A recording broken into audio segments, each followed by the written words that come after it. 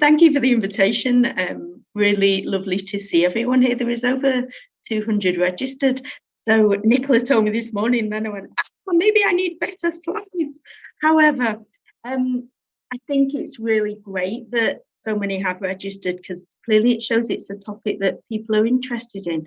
So the way I want to do this is just really briefly show a few slides in terms of what I see as supervision.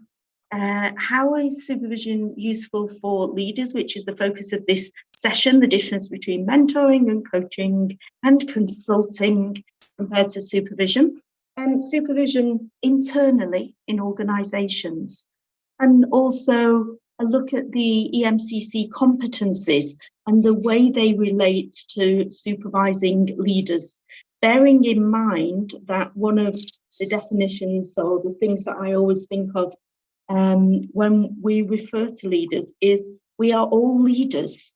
Of course, we're leaders of our life, of our families, of our careers, of our organizations, of our work. And so keeping that front and center.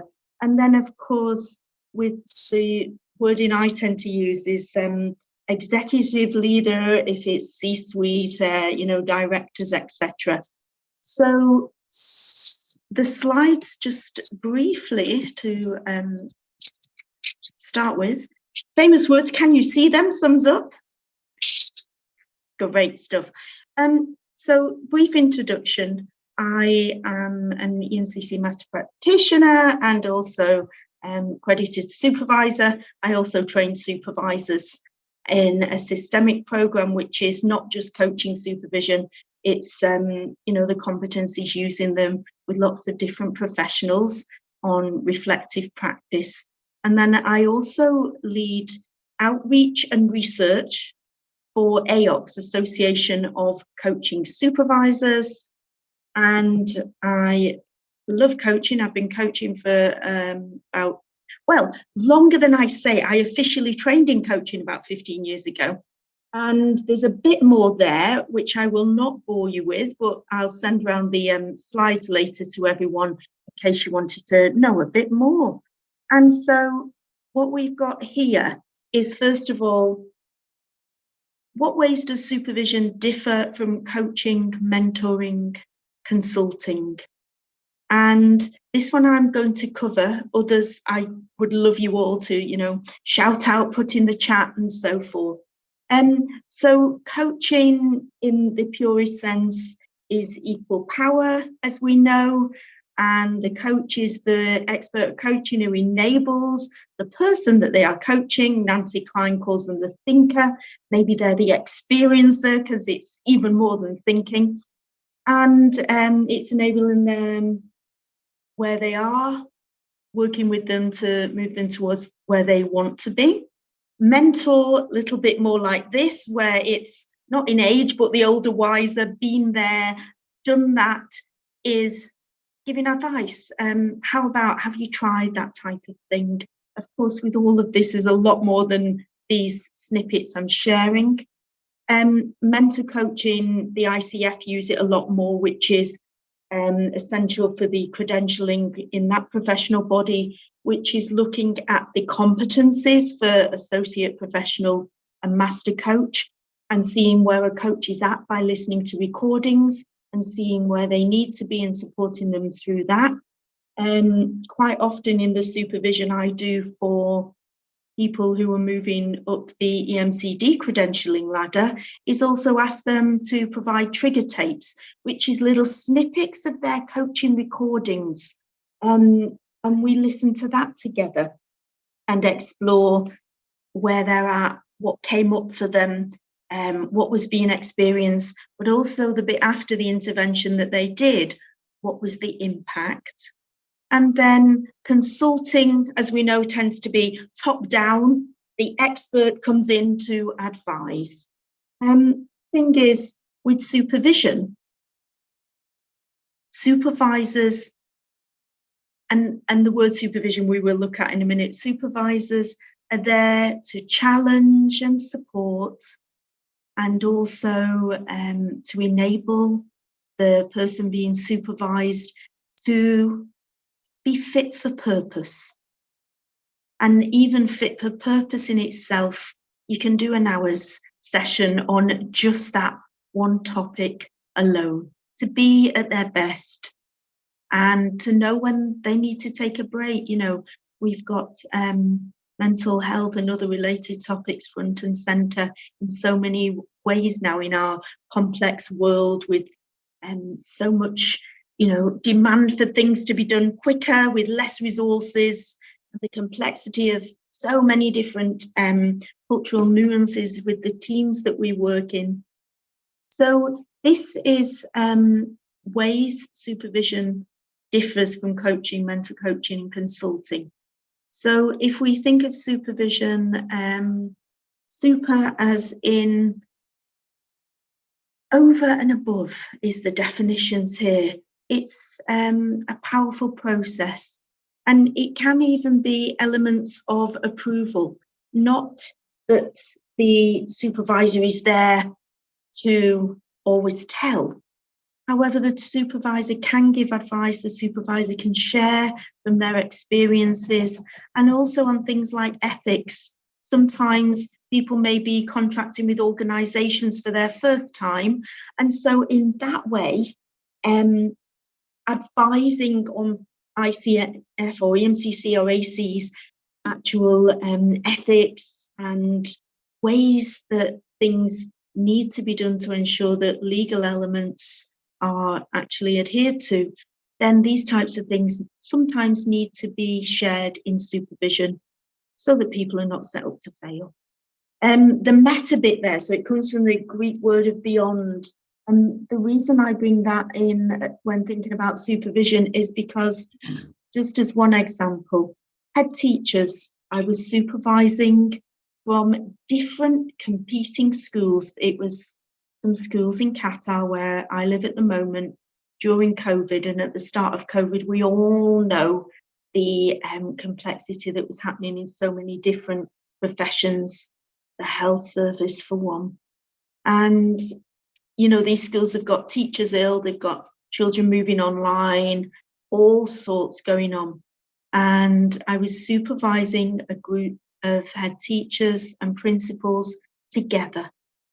And that space was emotional at times, it was supportive at times, and there was ways that people could just be, to open up about what was going on for them, what they're experiencing cognitively, emotionally, somatically. And some sessions, it wasn't about solutions, action, accountability, which we do think of in coaching without being flippant there. It was a way that let's have each other's back, and also what's working for you in your context. What can we transfer to our context as well? It was, by the end of it, people that were really connected, who'd met each other at conferences and other things previously, but not at a deep level. And so that's just one example of this going beyond. And if people are working in chaos, heads down, then they may not allow themselves and their colleagues the time and the space to stop and think, resource, recalibrate, ensure that their health is where it should be for them to be able to be at their best, and also to be able to consider what their stakeholders need and how they can be served. So the other thing here is also, the way that vision, one of the famous models of supervision that was written by Peter Hawkins and Robin Shohut, is about 7 different eyes, 7 different ways of looking. It came from the therapy helping professions. And yet, when you look at that in the programs, the diploma that's approved by EMCC that I deliver on supervision, when you look at the 7 eyes, we bring in looking at different professions. So, for example, if these eyes were being used with a surgeon, if they were being used by a driving, supervising a driving instructor about their work, if they were being used by a leader, and all of it is transferable. And as well as the slides today, at the end, we haven't got the time here, but I will share some of that elements of models that are transferable, because supervision, we can all do it by reading, watching some webinars, understanding the types of activities and tools that can be used. And then, of course, we can go even further to work with, have supervision on supervision, which is sort of the platinum model, but also it's things that we can use by self-supervision, considering our practice as well. So I invite you to read this definition of supervision. And if anyone would like to speak or share, what comes up for you when you've read this? My name's Anne Welsh. The thought that comes to me is that the context from which you've done your original coach training or your supervisor's training will have an impact, because your vision will be influenced by that. And I'm thinking that somebody who's more psychodynamic or psychoanalytically trained is going to look through one lens. If, for example, they're more psychospiritually or transpersonally trained, they'll be looking more for the emergent in what somebody is bringing. So not ignoring the here and now, but looking more broadly about that word vision, about what might be attempting to emerge for this person through whatever issue they're presenting in the here and now. I love that. And interestingly, in my initial coach training, I didn't know the word supervision. I'd never heard of it. And the school that I trained with was in the States. Supervision's trickling in there. However, in the coaching profession, in leadership, it's starting to be mentioned. And interestingly, when I started training in supervision, I actually went on additional programs in Gestalt and in existentialism, just for what you've said, because I wanted to broaden my understanding and repertoire, so that it's also around asking the person that we're supervising, what type of supervision do you need, or what would your clients say that you need, as opposed to us sort of leading it, really. So thanks for that. And there's one slide at the end that talks to what you're saying as well. Anyone else? Alessandro, I can see you. Yeah, thank you. Thank you, Claire. This is funny that now people is starting to discover the reflection, because the main book on this key issue from Donald H. Schoen, it's from '83.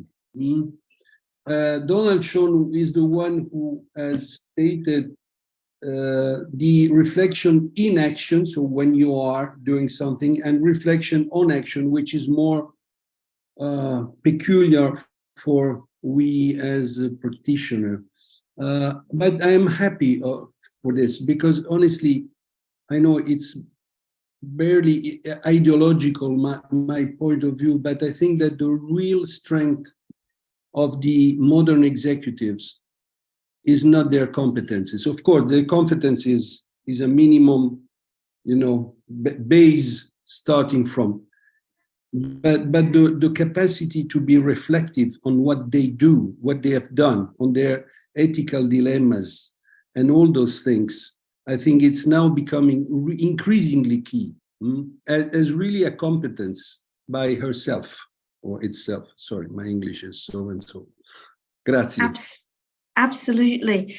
And, to add to that as well, Forgive my pronunciation, Argyris and Scone, the second one that you're talking about there, when we do reflect, then there's the double and triple loop learning. So we reflect and we recalibrate and we consider what we can do differently and who we can be differently in the future. Then we go away and we have a practice at that, and then we come back and reflect again.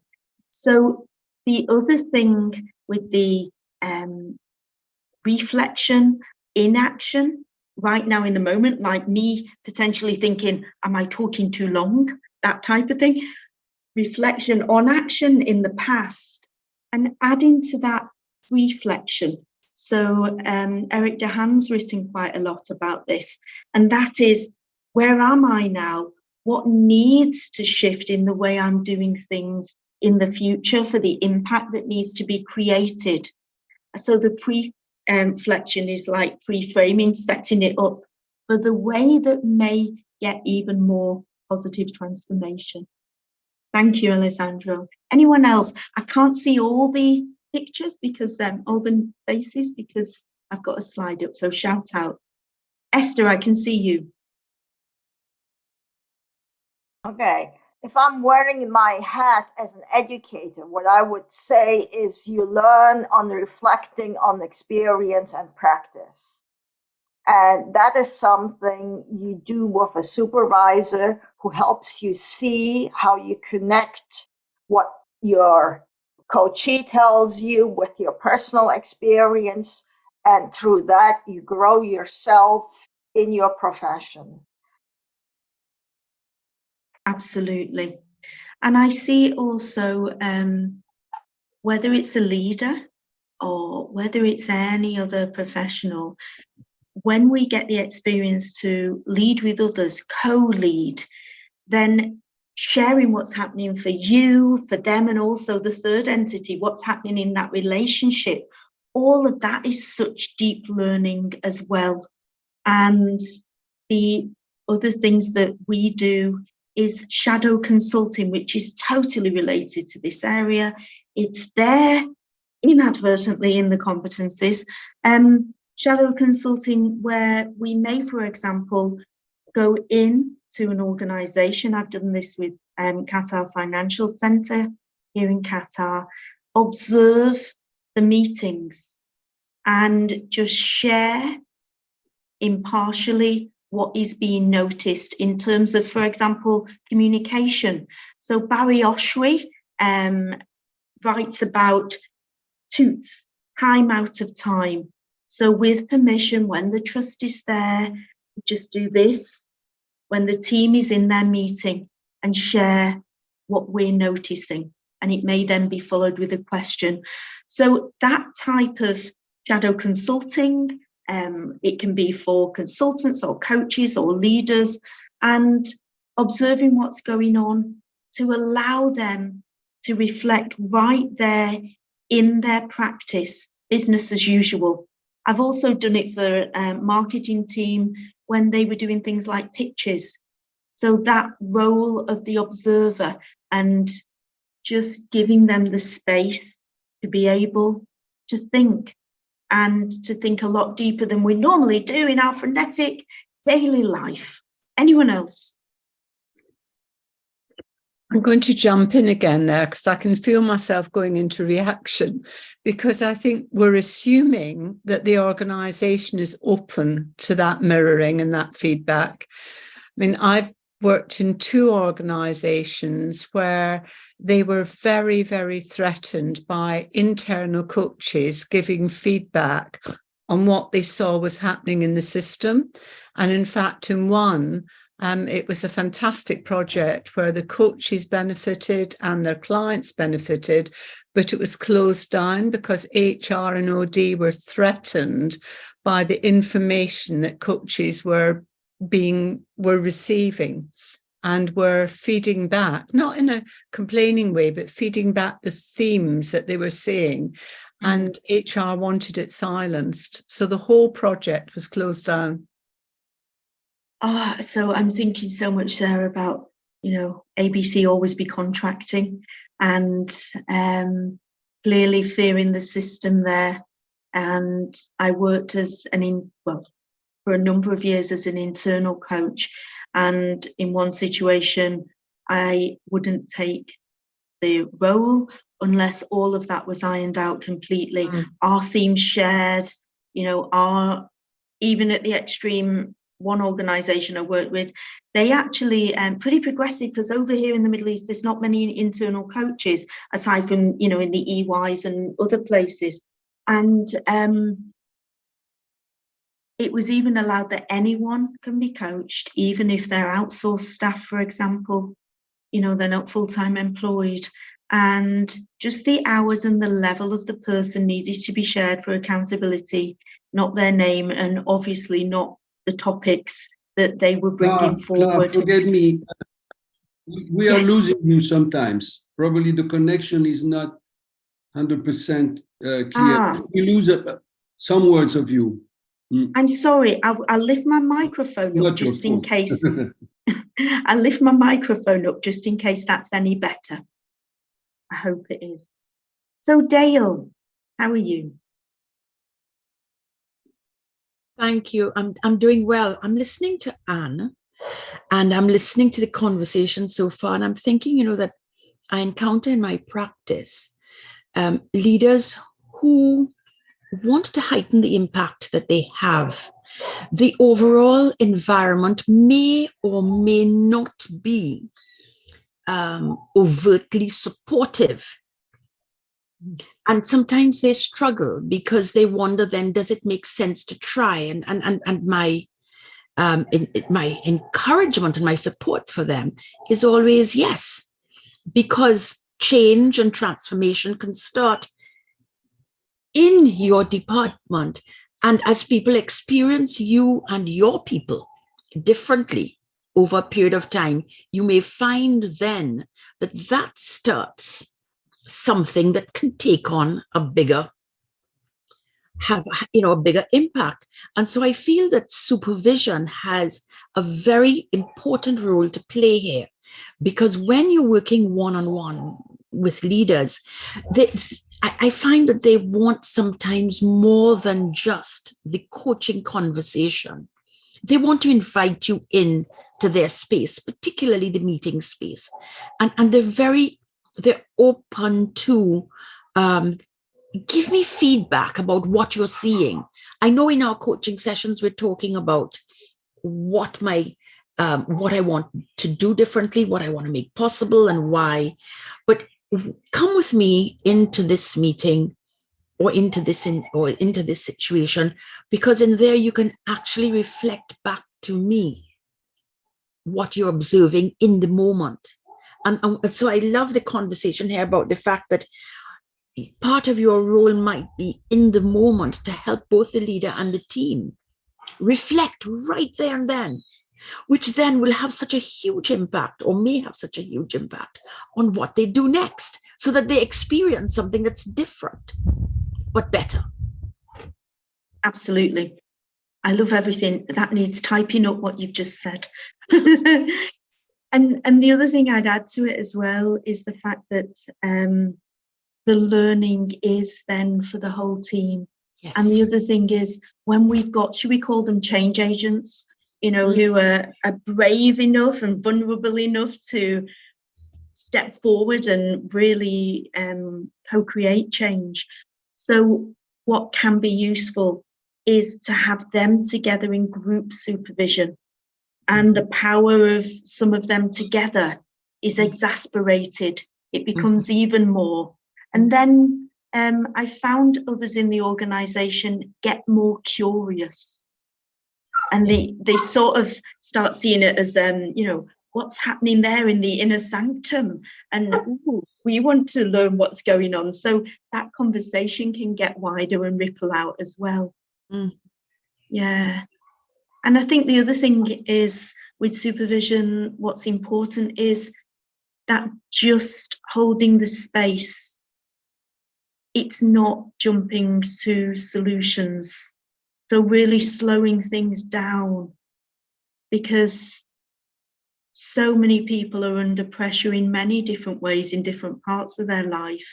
and even, throwback from the pandemic and stress that is inside us from those experiences, and then being able to work together to really consider what's best for us as an organisation, for what culture do we need, what values are we upholding. All those conversations are fabulous as well. Yeah, let's have a look in here. So Karen says, I'm curious about supervision for leaders and how this might be different from supervision from coaches and different to coaching leaders, and wonders, is anybody working in the space of supervising leaders? Okay, so I supervise leaders across different professions, like the example of school leaders. And also another example was for EY supervising, it was females who were working towards partnership. And what was happening there was coaching, more about where they're at, where they need to be, how they're going to get there, and being at their best. Supervision as a space where they were bringing in the many different parts of their life as well, and also using myself as a supervisor and the rest of our team as a professional sounding board. So at times, what we know has worked for other professionals in the same type of situation can be brought forward as well. And also that if anyone knows anyone who's, gone for partnership, that time management thing, I mean, the word time management is so understated. It's massive, isn't it? Just allowing them, and what else? That type of question, just so they can consider other things that they need to ditch off their to-do list and other things that will make things flow even easier. So that's another example.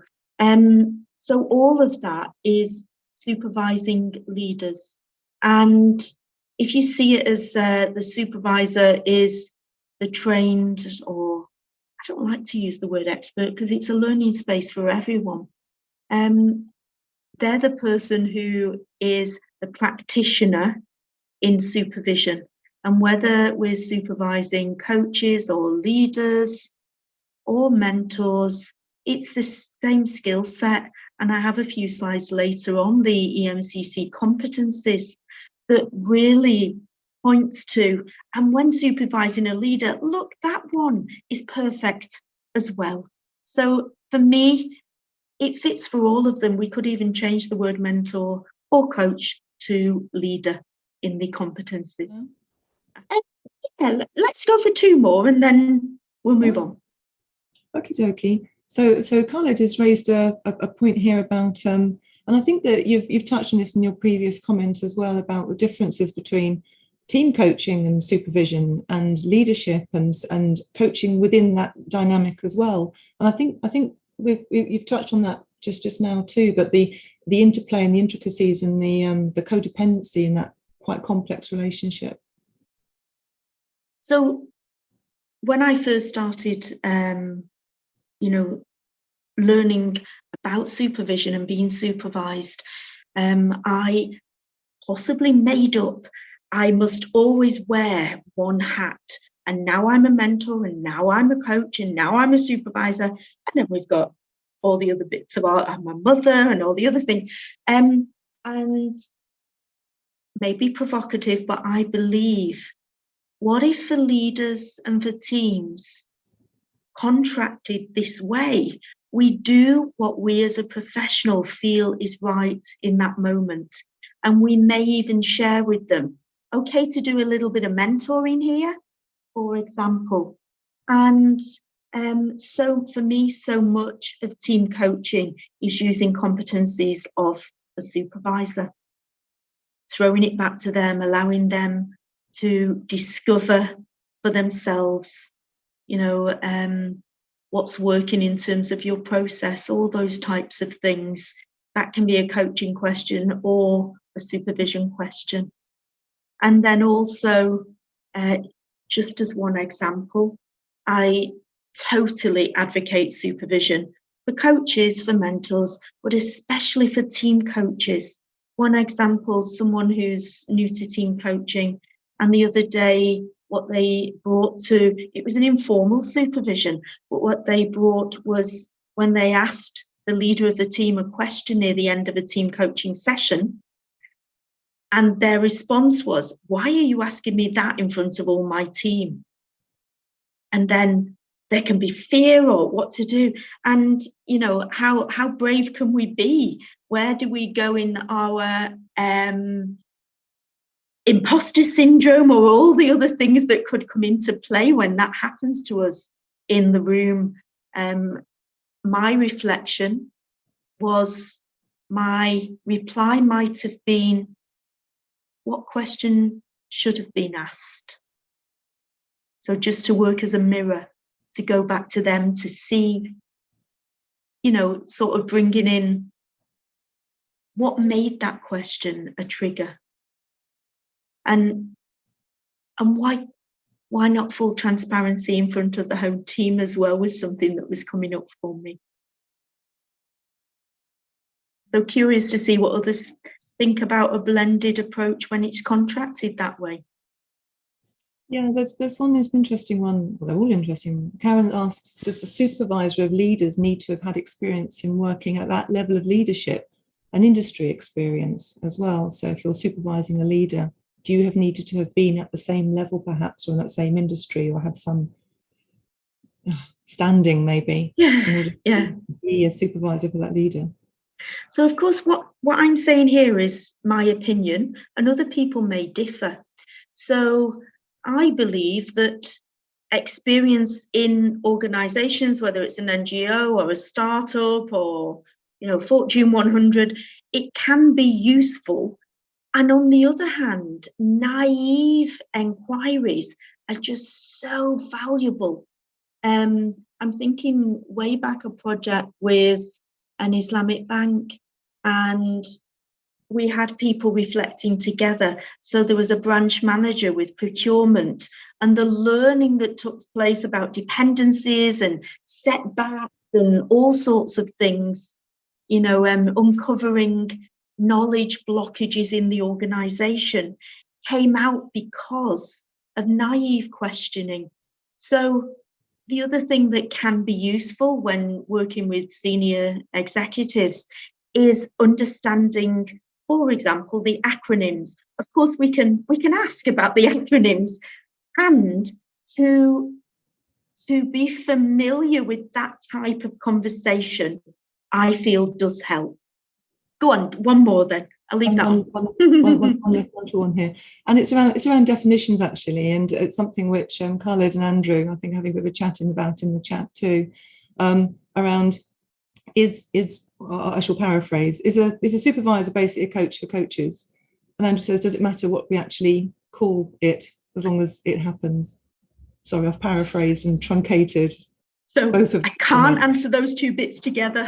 First of all, someone said about reaction before. I have a reaction when people say a supervisor is a coach for coaches, because for me, supervision is exactly the same competencies, whether it's for coaches or mentors or leaders. And the other thing is, coaches, I believe, should have their own coach, of course. However, supervision is a different space, and it's a different focus on conversations. And I've got another slide on the types of, you know, topics that may come up in supervision. So if you're just coaching the coach, personally, my view is that isn't supervision. It's coaching the coach. And what was the second bit of the question? Does the definition matter as such, as long as it's happening? Yeah. So, you know, the tricky thing is, and this slide talks to that, a lot of people who are unfamiliar with supervision and its impact tend to go to that vision of a supervisor in a workplace, someone who's above you, directing you with your work.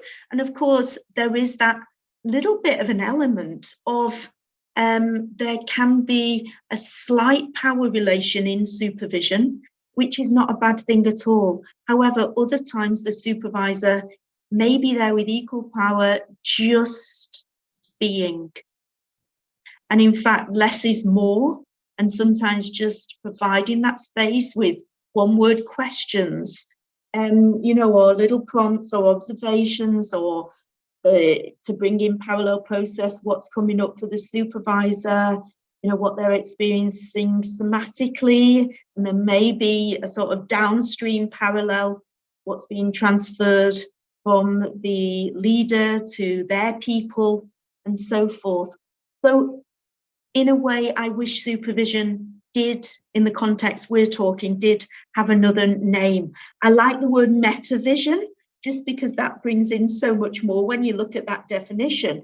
And on the other hand, you know, if we're talking about metaverse and that use of meta, yes, there's coach tech, and coach tech can be used in supervision, but it may just confuse things to call it metavision. So that slide there is, you know, we can have supervision peers, we can supervise ourselves, reflect on practice, but then also the thing that's been found out, and it was David Clutterbuck's written quite a lot about this, as well as, you know, stages of development of whether it's leaders, and there's millions of models on that, or coaches. There's also the thing that when we reflect with peers, that takes it deeper and wider and more powerful than when we reflect on our own.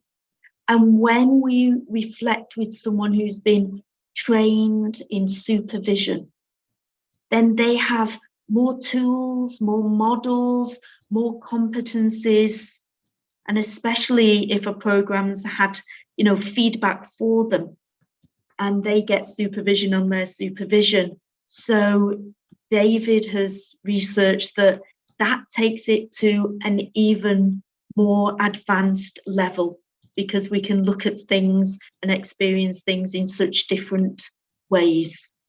In terms of the purpose of supervision, there's many different, I've just put a few names at the bottom. I could have been typing all day on all the people that have written about, you know, what is the function of supervision? And here are just some of them.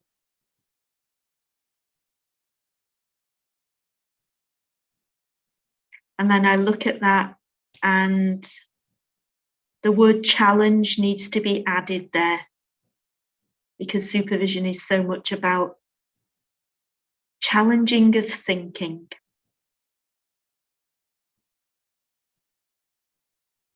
And then we brought this up a little bit already. Of course, we can have one-to-one supervision. Two-to-one's really interesting. Peer supervision, we just mentioned, group supervision with the very different dynamics. Is it people from different, you know, leaders in the context of this session, from like the schools I mentioned, different schools? Is it leaders in the same organization, a group of directors? Are they from different divisions doing different job roles? All sorts of things. If they're at different levels, with good contracting, that can really help with knowledge going up and down the organization. Team coaching supervision, I do just because I love team coaching so much as well. And then I mentioned before, shadow consulting, actually observing or trigger tapes of things that have happened, and then taking that to supervision as well. Some of the topics here, and then I'll stop. And just when we think, you know, all of these are relevant for leaders, even though the competencies were originally written for mentors and coaches. And that's not definitive in any way. So I'll send that round as well. So you've got that. And thank you. Alessandro brought this in before when we talked about reflection, and we've got the 3 parts there. So any questions at this point? Anything anyone wishes to share? I know I was silenced earlier, so I'm not sure if I'm allowed just to speak or. Well, you can. It was only because I could hear a dog, and I was thinking, I don't know who the dog is, so I thought I'd just. No, I don't. Really wasn't actually talking. No, go ahead, please, Anne. I just wanted to clarify when Claire was talking about team coaching. Are you referring to coaching individuals within a team? In which case, the example you gave of the team leader getting upset, or are you actually talking about coaching the team and the dynamics of the team? Because it makes a difference, I think, on what our understanding is. I find there's a lot of confusion about team coaching at the moment. And totally agree. So I suppose the short answer is it depends on someone's definition. So my definition of team coaching is I team coach the whole team together, including the team leader. I always use a diagnostic. Because of the work I do, I created my own so that it could also be translated into Arabic. And then from the diagnostic on high impact and high performing teams, a team roadmap is co-created, and that's what is covered in the team coaching sessions. Okay. It may have elements of team building and facilitation. However, they are just part of the team coaching. And I supervise the team leader alongside that. Okay, so that helps me to understand that you've got a framework that you're coaching the people within that framework about how is the team developing and what's the dynamics that are happening. Because I think that's very, very different to a group of people being coached individually in a team. Yeah, absolutely. Because the supervision would then be different as well. Definitely. Okay, thank you. Let's see what's next. So this one resonates with everything we've been saying. We do not learn from experience. We learn from reflecting on the experience. And a few years ago, I had a fabulous experience of being in a production of Cats, you know, the musical. And I was in that production with my two children who were here, and they're 16 and almost 19 now. And what stuck with me from that musical is the words, the moments of happiness, we've had the experience, but missed the meaning. And so many times we've had the experience and then we move on to the next thing. We've achieved this, and it's like, what's next, as opposed to being there and absorbing it and really connecting with it. So for me, these types of, and that's years back, isn't it, Dewey? Those types of things remind me what supervision is. Many things in terms of contracting, we won't go deep into this at all. Similar to contracting in coaching and mentoring, and yet the presence of that systemic focus, I feel, needs to be in the contracting when we are supervising leaders. Because yes, it's about them, yes, it's about their people, and it's about the wider organisation and the clients and other stakeholders, regulators, and so forth, that they are working with as well. And then this model I created for supervision, and when it says results in the middle, some people say, well, results? This is actually supervision sessions that have a result, even if it's just to unpack what's been going on the last week and connect with what worked and what didn't, then that is a perfect focus for supervision. The other, there's a dog outside. I'm sure, I'm wondering, Nicola, I'll shut the door in a minute. It may be the dog that's outside where I am. I can't hear it now, that actually. Dog's, oh good. I wonder what that dog's trying to My dog started barking. And so this is with a leader, for example, looking at, you know, where they're at with skills, knowledge, behaviours, reflecting on that, benchmarking it to other leaders in their profession. It may even include data from other people about these. Reflection is a big part, obviously, and professional reflective practice, which is, in the academic terms, you'd call it critical reflective practice. And there's so many creative things to do there with image cards, metaphors, and some sessions may actually be process in terms of a way that together supervision can be done around a specific topic.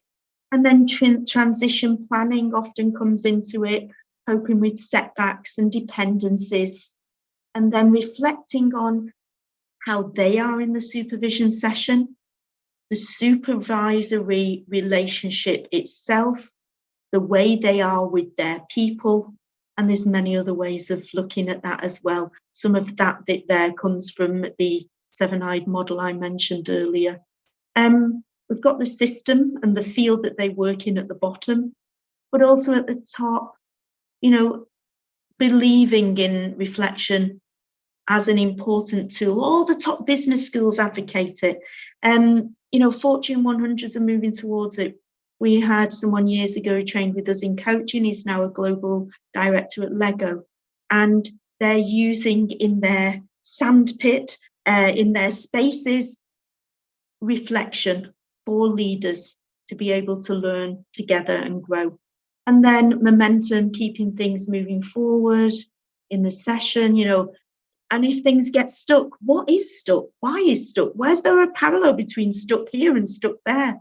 And then, of course, celebration when things shift, those aha moments. If you want, I can also put, when I send the slides, I've done some writing around this with more theory behind it. Happy to share a link to our website so that that can go out to you as well. And this is the guy I just talked about from Lego, who does some amazing drawings. And in its simplest sense, really easy way to think of supervision: stop, pause and notice, zero judgment, and then stay there even longer than you would. What needs washing away? That restorative element of supervision, like, you know, a massage or a session in the spa makes us feel, or a session in the gym if we need challenge. Digging deeper, uncovering, you know, that sort of synthesis and analysis on Bloom's taxonomy, and then working with the physical, spiritual, emotional, and other elements.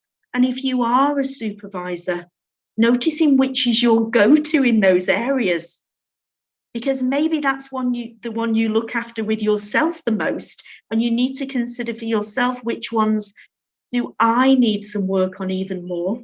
And then also, what do you tend to do with your leaders in supervision? Is it including the whole repertoire of what supervision is, or was it contracted?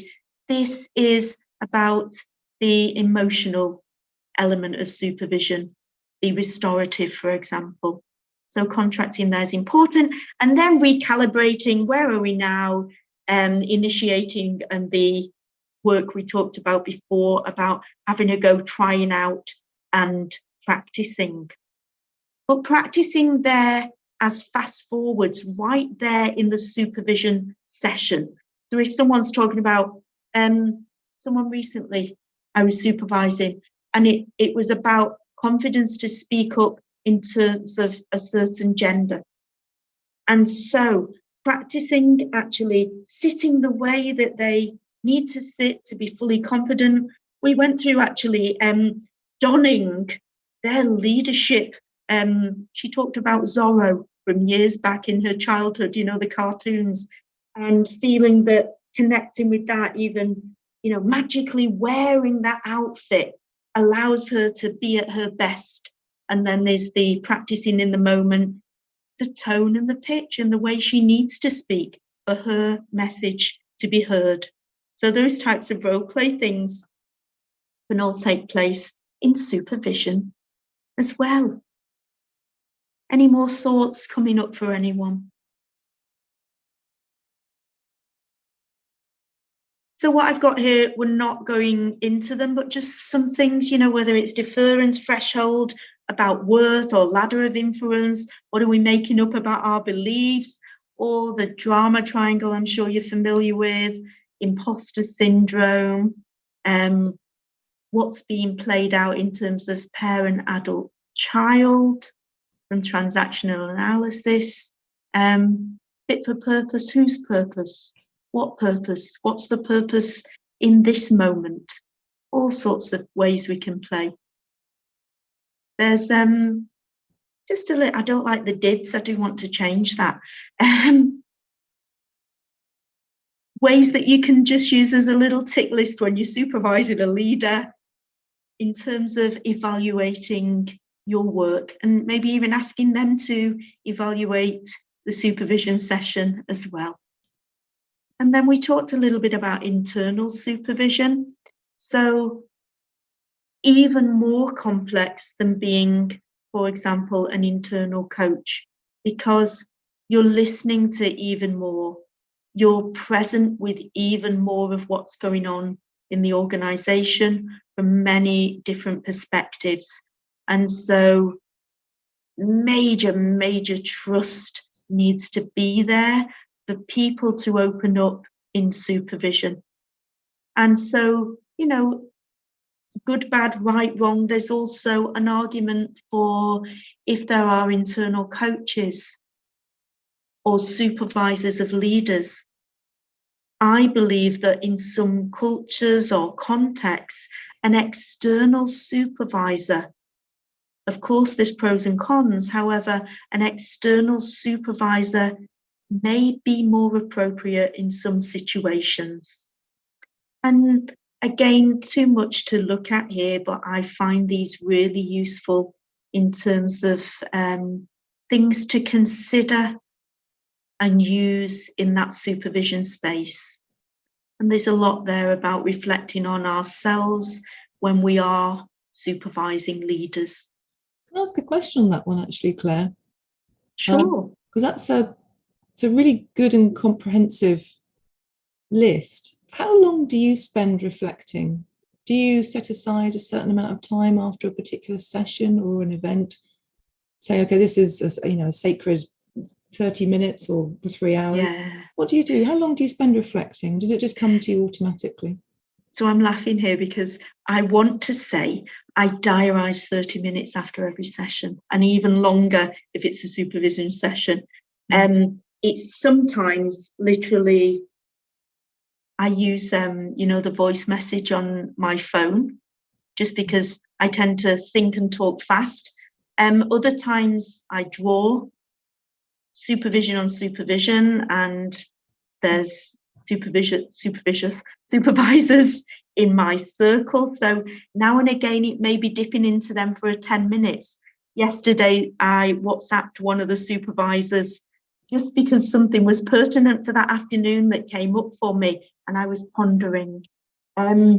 So I do also journal, but again, that can be pictures, even sticking things in, or all sorts of, there's something nice about actually getting it down in writing for me as opposed to typing.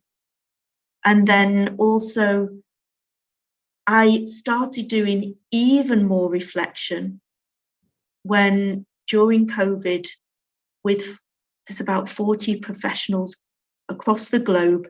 We've got the youngest judge in the UK, medical doctors, legal professionals, a lot of coaches and supervisors.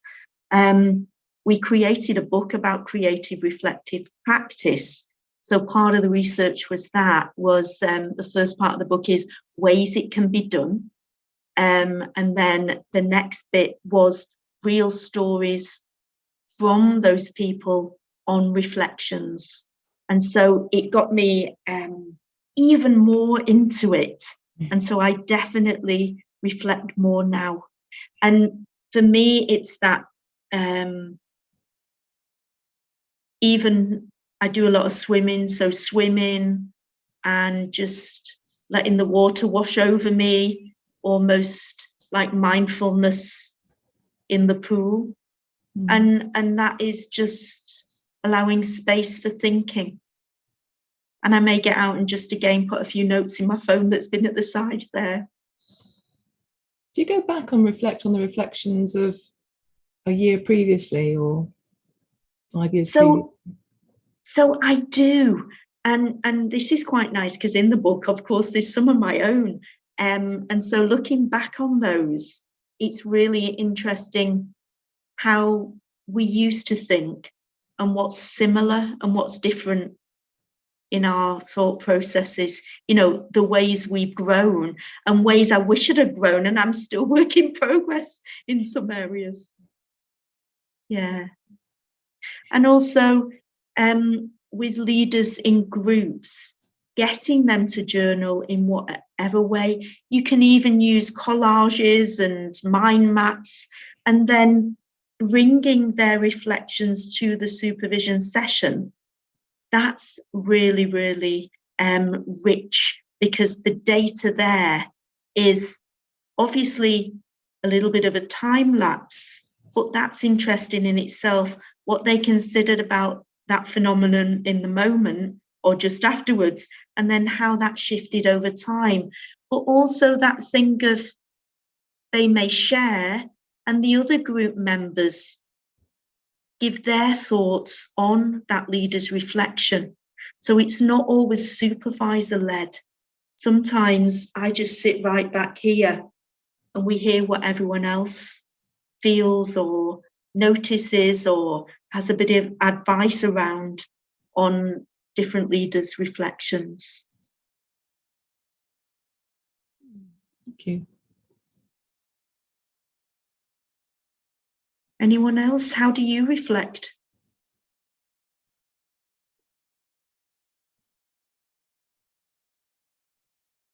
Just one thing to add to that as well. I'm quite a visual learner, you know, in the visual, auditory, kinesthetic, etc. So quite often I will invite the supervisees to, whether it's online or in person, use things like metaphorical landscapes or image cards, which, you know, we can have digital with things like Deck Hive. And for some people, they love it. Some people, it's not for them. But by blending in creative ways, it's amazing, you know, just using metaphors alone, how much learning comes out of that. And the other thing is, for me, not always using that approach, because that's my preferred style. Esther, do you want to come in? Yeah, I'm really impressed by all of that metacognition and reflecting while coaching and supervising. And I'm saying that because I'm having a really big challenge with that, which is to the concept of multitasking. When I am with a coach or when I'm with clients, I try to focus totally on my clients and helping them move forward. That if I think about my own thoughts, about my own reflection, about how I can grow at the same time, that's too much. I have to do it at a different time afterwards. So how do you do it all at once? So Yeah. I invite you to a challenge with clients, you know, that you're comfortable with. Ask them, say to them, there's something that you're working on, and explain what it is, and then bring that into the sessions. So when something, you know, with the focus on supervision, if I'm supervising, I might say, oh, you've really triggered something for me there about something, you know, around my practice, and I may share it and then say to them, where are you now? What comes up for you? What's the direction we need to go after hearing that? So it can actually be a tool that's really useful for them. And more than that, Esther, of course, we can't do it all the time. Of course, we need to be over there and then together and back here. But also, we're sharing best practice because we're demonstrating reflective practice to them. And I believe Michelle may also want to. Hi, Michelle. Good to see you here. May also want to comment. In order to answer to Esther's question, what we do more and more in Europe is to split, is to do team coaching with two coaches. One is in meta position, observing, and the other one is facilitating. The one observing is fully available for reflection. So, because the other one, the facilitator, is playing in front of the team, is dancing in front of the team, and so and the one in meta position is when he's saying something, it's with the idea of creating a change too, which is a big change, definitive big change. And this is the same in group supervision. Now I have to say that I'm completely against the idea of supervising leaders, but it's a difference of point of view with Claire. Let's have a coffee, Michelle, sometime. I'd love that.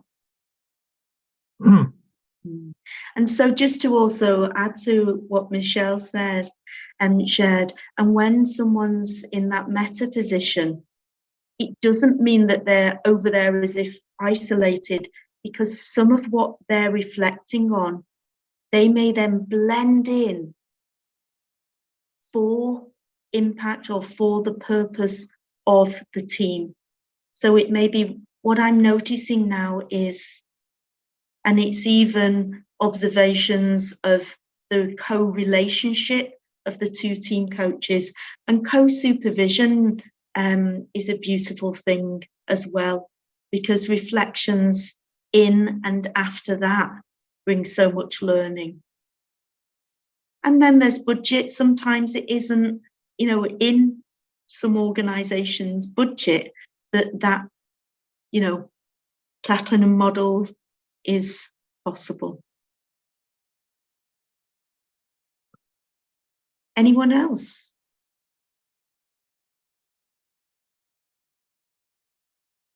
So what I've got here is the competencies of EMCC. Of course, it's all available on the website. And because of time, I've just focused on a few of them. So here are some ways, again, you'll get the slides, that when supervising leaders, these are the ways I've worked with the competencies.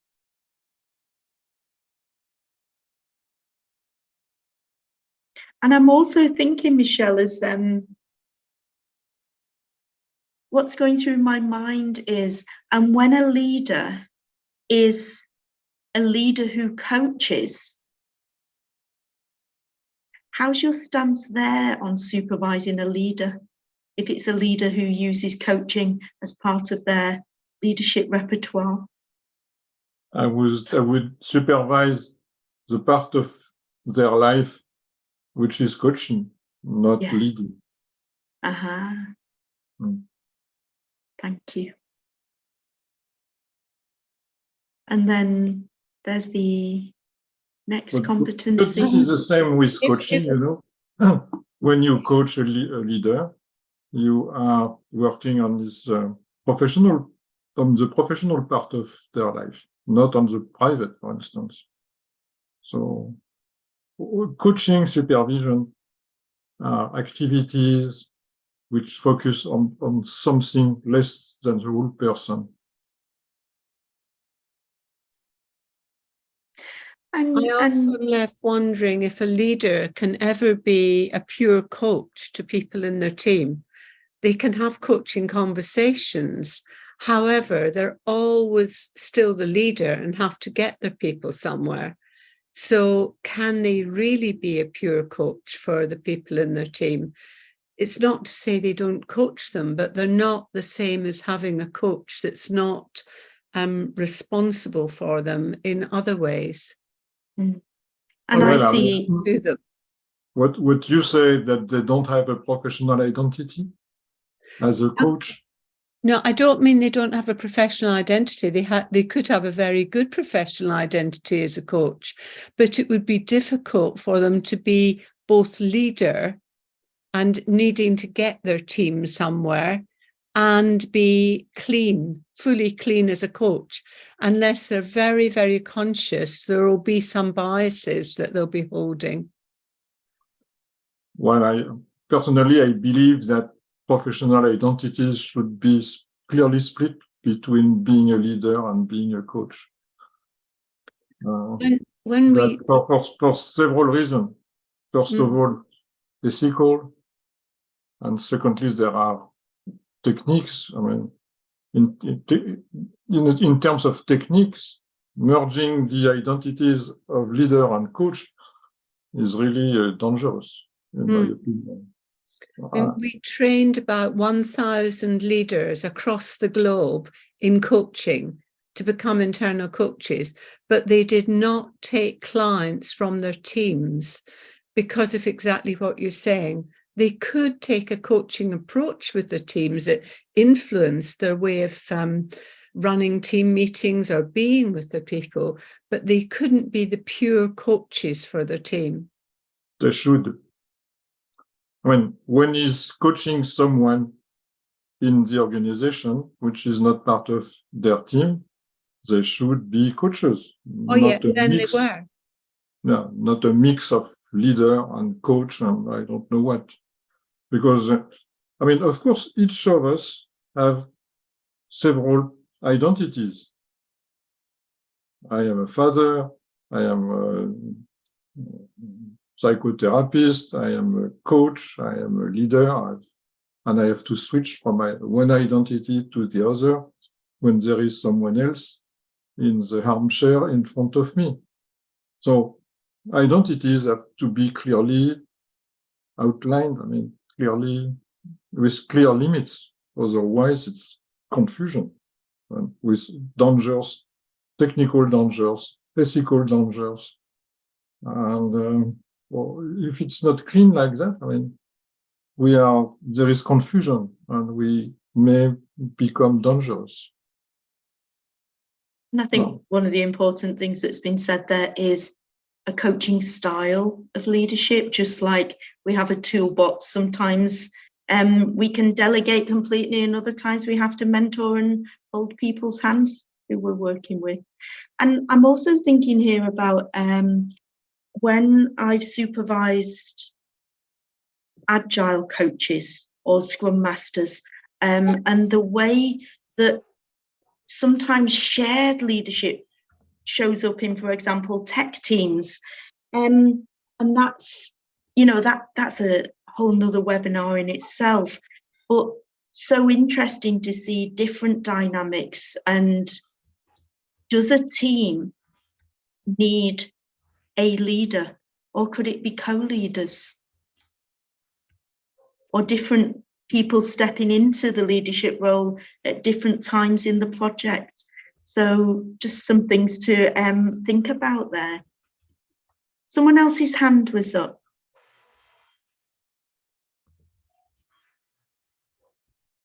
Maybe it was left up from before. No, it's Dale. So, Dale, your hand?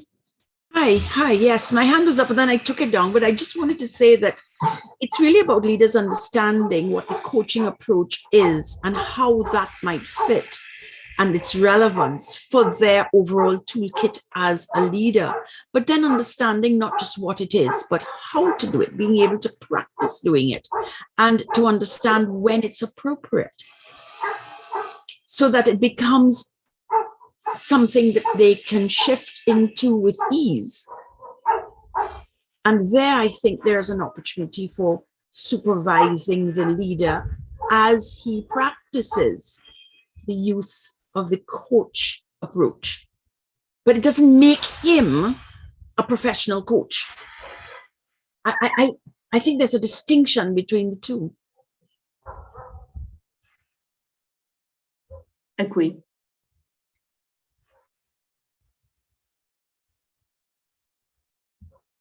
Claire, I'm just looking at the time. We're at the end of Oh, We're at the so end of our hour and 15, and it's been such a brilliant conversation. We didn't have time for breakouts, which is great because we're all here together. Everything's great. People have been opening up. No, it's been thanks, fantastic. Dale. I agree completely with that. So what I've done here, and it's a blurt and it's a lot. Just different ways you can have different focuses in terms of the ways you supervise, be it humanistic, existential, positive psychology. So again, you'll get that just to have a little exploration there. And then this is something that I sort of hold dear when I'm supervising.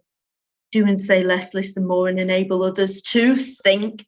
Of course, it resonates with coaching as well. Well, we did get to the end. We did, and that's fantastic. And you know what? There's such you always do such you pack your slides with such richness as well. And so thank you for that. Because I know it takes a long time to do the research around those as well, and to gift those to us is just so nice of you. Thank you, Claire. It is a pleasure. But just one last question for you, really. And I'm interested in what you yourself are taking from the conversation here today. What's sticking in your head from today? So for me, I love the discussions about, what is team coaching, what is it not? The bit at the end about leaders using coaching competencies and not being labeled as a coach. These types of things are things that these dialogues really support, and they allow us to recalibrate and shift and learn together about what's going on in other places. Because sometimes I know through supervision that there's many leaders, coaches, and higher up the organizations, it can feel lonely. So when we can get supervision as groups, that supports many things, and the knock-on effect as well as I am not alone. Other people are going through this as well. That's wonderful. Claire, can I thank you very much on behalf of EMCC Global for leading this fantastic discussion, and thank you to everybody here for coming along and engaging so generously and so enthusiastically to it as well. Thank you. Pleasure.